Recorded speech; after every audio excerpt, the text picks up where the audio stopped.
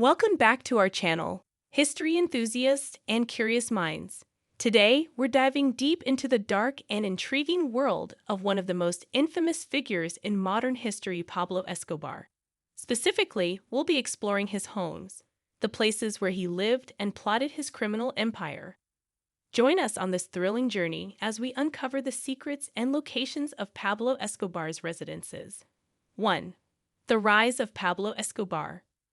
Before we take you on a tour of his homes, let's briefly recount the life of Pablo Escobar. Born in 1949 in Colombia, he would go on to become the world's most powerful and feared drug lord. He amassed unimaginable wealth through his cocaine empire and was responsible for countless deaths and acts of violence. His life story is a complex web of power, money, and ruthlessness. 2. The first mansion, Hacienda Nápoles. Our first stop on this journey is Hacienda Nápoles, the sprawling estate that served as a symbol of Escobar's opulent lifestyle.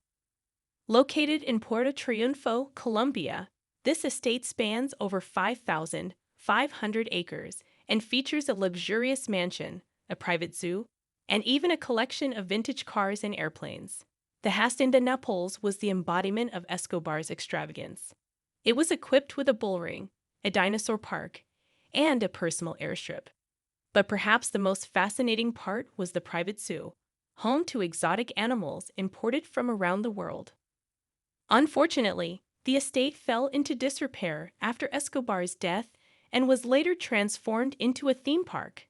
Today, visitors can explore the ruins of his former paradise, a stark reminder of the drug lord's dark legacy. 3. The notorious La Catedral prison. Our next destination is La Catedral, but it's not your typical prison.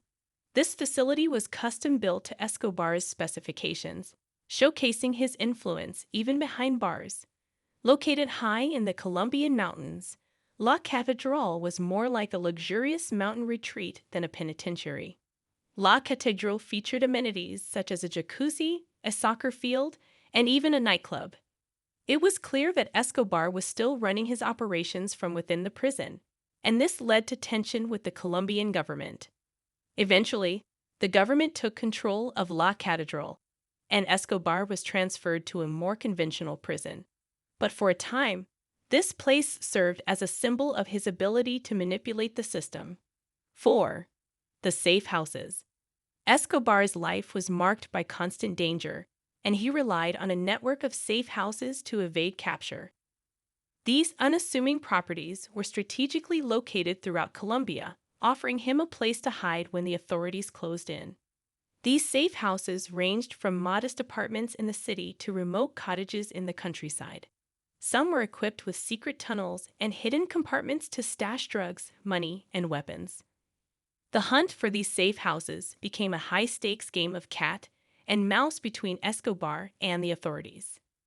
Some of these properties have been demolished, while others have been turned into museums or are simply abandoned, leaving behind eerie reminders of their former occupant. 5.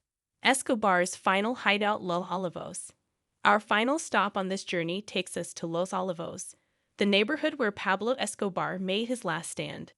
This residential area in Medellin was where the notorious drug lord was gunned down by Colombian authorities in 1993.